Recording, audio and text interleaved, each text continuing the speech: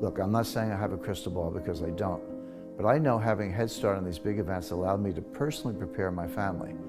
I'll share how, so you can take the same steps in just a second, including several steps to take with your money. But understand that what you decide to do today could have a huge impact on your life over the coming days and weeks. America is unraveling each day and fast. Unfortunately, I know most Americans will ignore these warning signs and just hope for the best. And by the time they wake up to reality, it will be too late for them. But I don't want that to be you. So if you want the same details I'm sharing with my family about what to expect from this $85 trillion economic super collapse, you need to get access to the information that's inside this envelope now. That's because what's inside this envelope is information you'll never hear being talked about by the president or by members of Congress or by the mainstream media.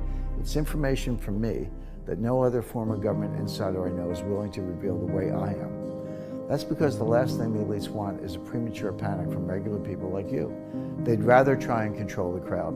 But I feel a moral obligation to prepare you, even if the truth is hard to hear and frightening. That's why today I'm going to go through 3 danger zones in our economy that I'm worried about most if I'm right about the super collapse. These are the 3 danger zones under threat of economic collapse I'm concerned about most, and I'm going to talk about each one now. Danger Zone 1, America's food supply. According to the CDC's website, a disaster can easily disrupt the food supply at any time. In the event of disaster or emergency, they advise Americans to have at least a 3-day supply of food. But have you ever asked yourself, what happens if multiple disasters hit our food supply chains simultaneously?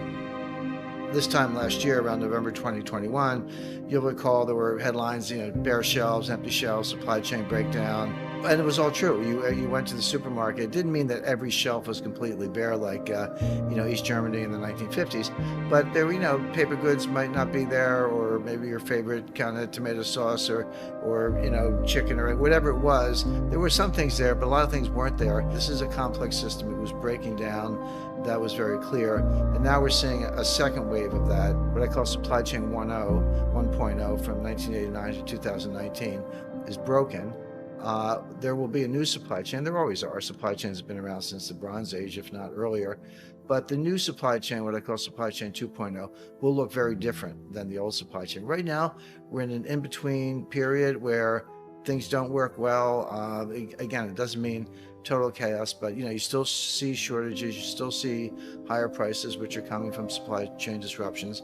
And these things are not easy to fix, but they can be replaced, and that's what I expect to happen. Just look at what's happened so far this year.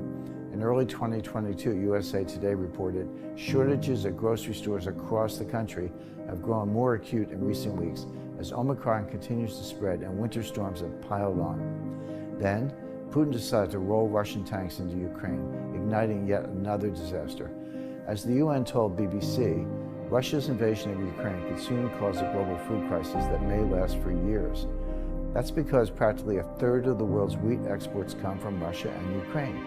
Because of intense political tensions in the country, rising prices, and intense work schedules to meet delivery deadlines under the supply chain crunch, I believe it's very likely that we will see a long-haul trucker strike in the next 6 to 12 months.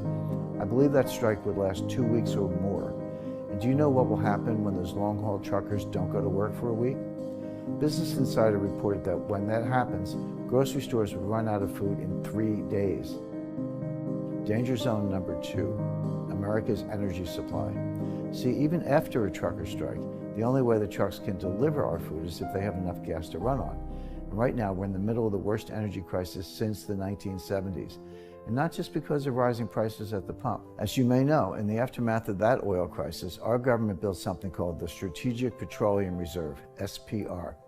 For a worst-case scenario, we all hope never comes to pass, over the last 50 years, it's grown steadily from administration to administration, having recently hit 564 million barrels of oil.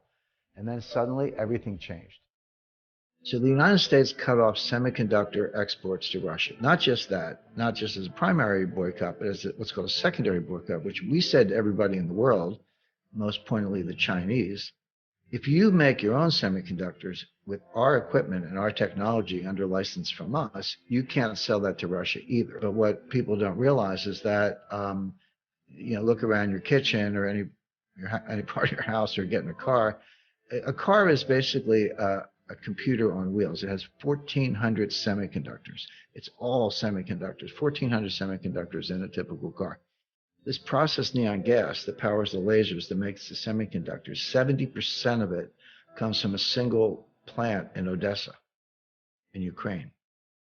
Now, and Odessa's under siege. So Putin's just going to say, okay, we can't have semiconductors. You can't have the neon gas.